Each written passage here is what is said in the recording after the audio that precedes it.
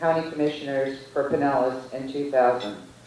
She previously served on Thank you, Dina, and excuse me, thank all of you for being here today. This is this time today to speak with you about the 3.5 years that I have spent going to the PSTA. My name is Barb Haselden, and thank you very much for this time today to speak with you about the 3.5 years that I have spent going to the PSTA meetings to learn more about this referendum. And also, I might add, the county commission meetings. You should attend those. First of all, public transportation. At the end of World War II, public transportation was being utilized by about 50% of Americans in urban settings. And since World War II, with the baby boom and all of the automobile growth and the affordability of that, currently, nationwide, just 2% of Americans use public transportation. And in fact, here in Pinellas County, according to the U.S. Census, 1.6% use our public transportation system, which is PSTA. Here we have a $650,000 hybrid bus that represents one of 200 buses that PSTA currently operates. And PSTA's operations, and I want to start by telling you that I'm going to be speaking very quickly because I have lots to cover. PSTA's operations are currently 75% subsidized by us, the taxpayers, in different forms. Federal and state grants, this is the operations budget, which is 22%. Passenger fares represent 22%. In other words, this is what the passengers pay of the operations budget. Advertising is 3%. And the ad valorem property tax, which is the subject that we're talking about with regards to the sales tax, this is the part that they want to switch over to sales tax, is currently 53% of the operations budget. And in 2014, the operations budget is $63 million, which was 5% over last year's budget.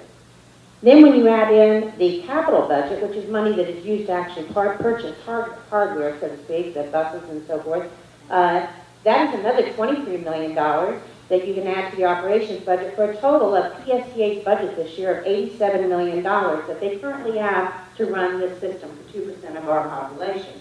If you divide this by the number of annual rides, and notice I'm not saying riders, this is rides, that means that if you get on and you take a bus to a transfer station, that is a ride, and then maybe you have to take another transfer and another to get to your destination and vice versa to get back. But if you take the number of annual rides a PSTA has, the cost per ride out of that $87 million is $7 per ride. And the average fare that is paid by the rider is 91 cents. So currently, PSTA's operations, you folks, we are subsidizing by 87%.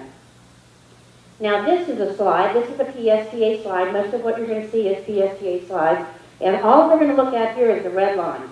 And as we see across the bottom, this starts in 2002 and goes through to current.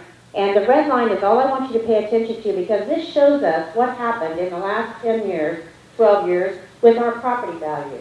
And in 2002, the red line, here's what our house was worth, and as it goes up and up and up. Now this also is what happened to PSTA's income, because as our property value went up, on a lot of their income, their income went up on that one portion of their budget that I showed you, the ad valorem. And then 2007 hits, the bottom drops out. I know I thought I was rich here. How many of y'all thought you were rich here?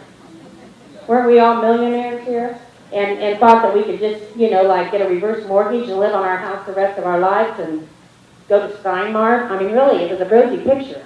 And yet then the bottom dropped out of everything, and our house value and the revenue to PSTA and other municipalities started to drop back down dangerously low. And here, this is where they passed a 30% increase in our PSTA ad valorem tax in 2012 to try to gain more revenue from us. But in that same period of time, in 2005, PSTA built a brand new facility, a $40 million facility, doubling their space and expenses and expanding the bus lines, because isn't that what government always does when they have a lot of money? They continue to spend the money. And then they were caught short-handed, of course.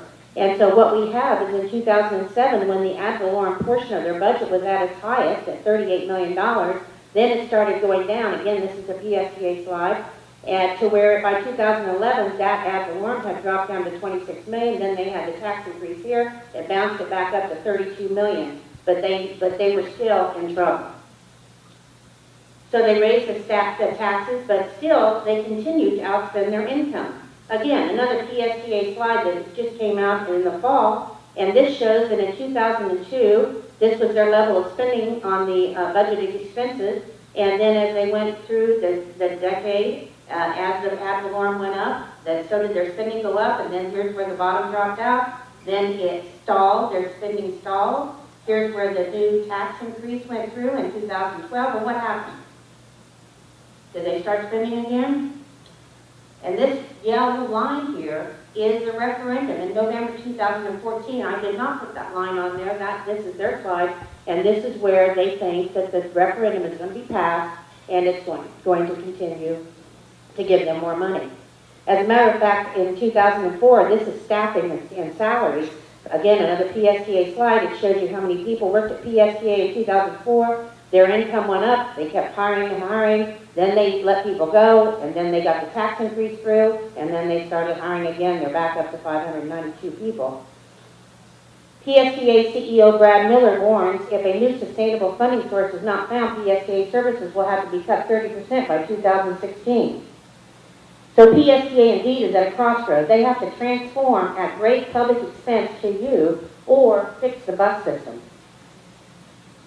That brings about the highly controversial $1 Million Greenlight campaign, and I say $1 million because this is what Senator Brandeis has actually launched a campaign to investigate the spending from PSTA's operations to promote the Greenlight campaign. And the findings of that have not been released yet, and we don't know what's going to happen there.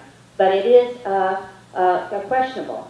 What is Greenlight? Greenlight is 90% electric rail throughout the county and 10% bus. We hear them talk a lot about bus improvements, but the truth is that it's 90%. This is the Ernst & Young report, and it shows us that this is about a 24-page report, and it shows in the black here how much of the $2.5 billion is going to be for light rail and $300 million is going to be for bus improvements.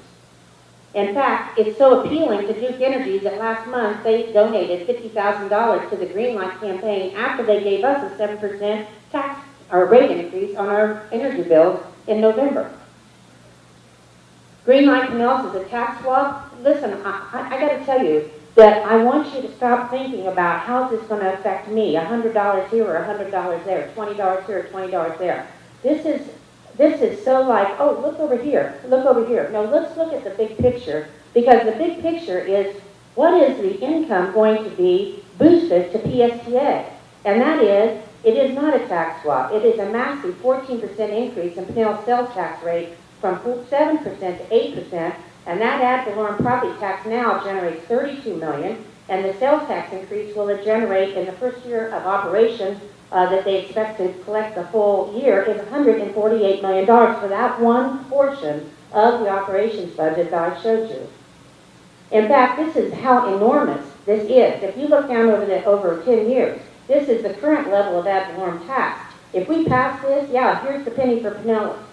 This shows you the amount of money penny for Pinellas is getting in 16. This is the first full year they expect to collect PSTA be $148 million, and it is anticipated that this collections will be going up by 3% compounded each year.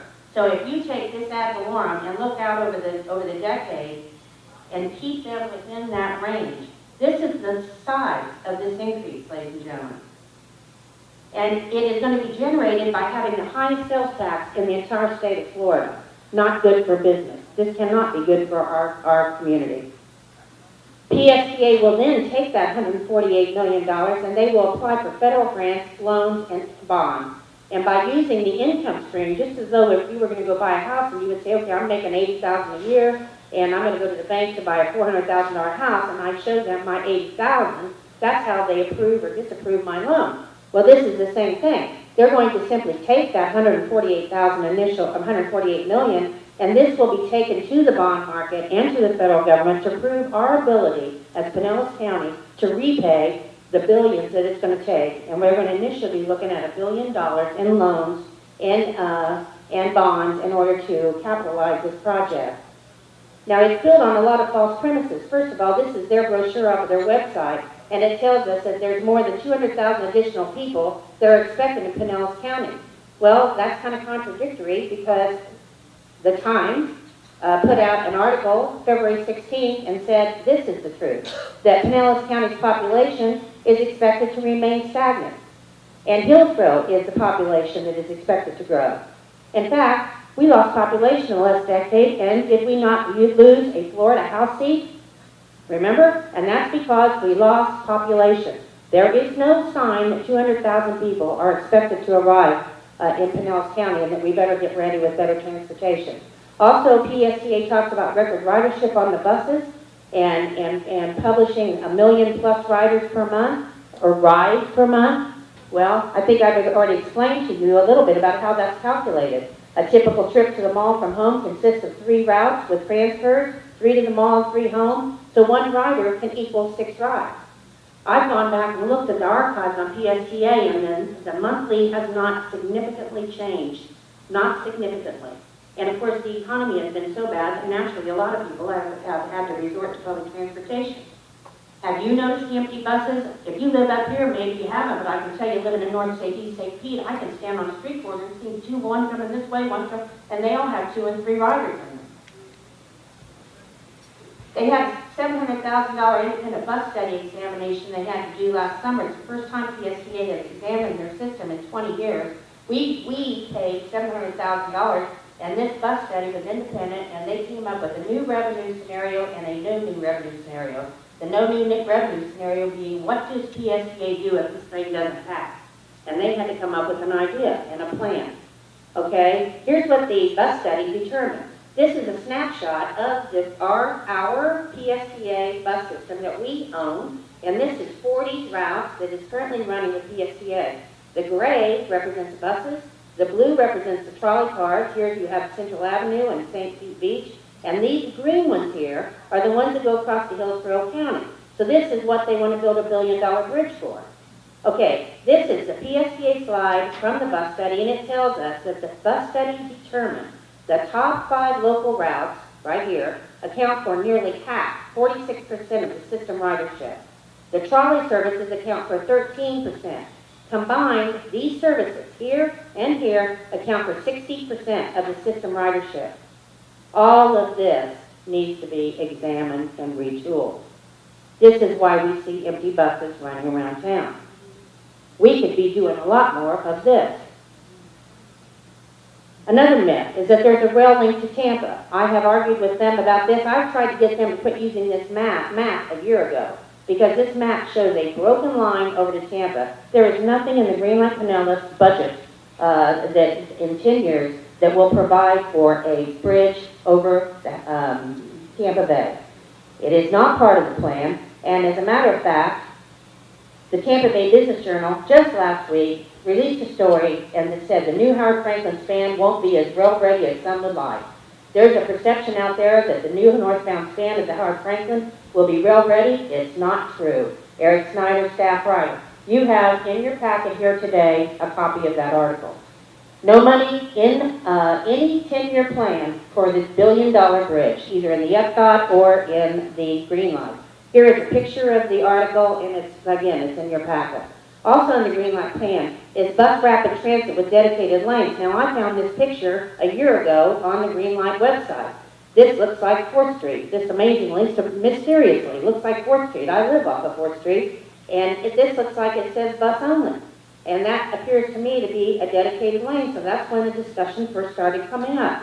In the interest of time, I can tell you that we have contended all along that there's going to be portions of this where we are going to lose,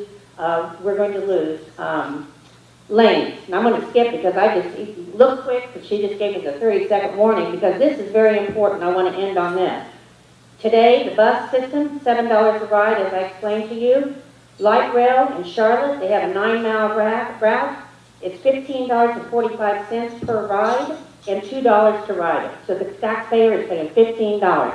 If you have a family of 4 going down to the convention center taking that thing, it's costing the taxpayer $60 down, $60 back, $120, and the people are paying $16.